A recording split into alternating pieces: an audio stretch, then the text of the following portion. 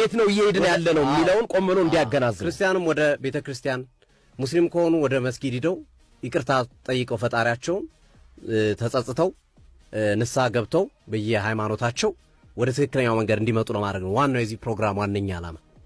ከቀጠለ ግን አሁንም ስም ወደ ማጋለጥ ቪዲዮዋቸውን ወደ መልቀቅና መሰል ነገሮች ልንሄድ እንችላለን። የመጠንቀቅ አለባቸው። የመጀመሪያው ስራችን ነው። ይቺን ድምፅ አድማጮች እንዲያደምጡት እጋብዛለሁ። ሴት ለሴት ግንኙነት እንዳደረግሽ እዚህ ውስጥ እንዳለሽ አሁን እንደወጣሽ ነግረሽኛል አይደል? እዚህ ውስጥ ከማን ጋር አድርገሻለሽ? ብዙ ጊዜ ያሳለፍኩት ከተከተሉ ግንኙነት ነበረኝ። መቻል እያለችም ከማን ጋር መቻል ነበረች።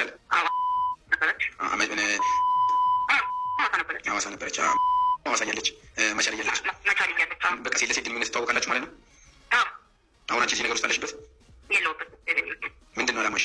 አላማዬ እኔ ከዚህ ህይወት መውጣት ነበር። በእናንተ እርዳታውን ከዚህ ህይወት ወጥቻለሁ። ሰላማዊ ህይወት እየኖርኩኝ ነው። እነሱም ከዚህ ህይወት እንዲወጡ ነው የምፈልገው። ከልብ አመሰግናለሁ። እንደሰማችሁት ነው። ግርምዬ ግልጽ ነው አይደለ? ስማቸውን ላለማውጣት ነው። የተደበቀው ፓርት ስማቸው ነው።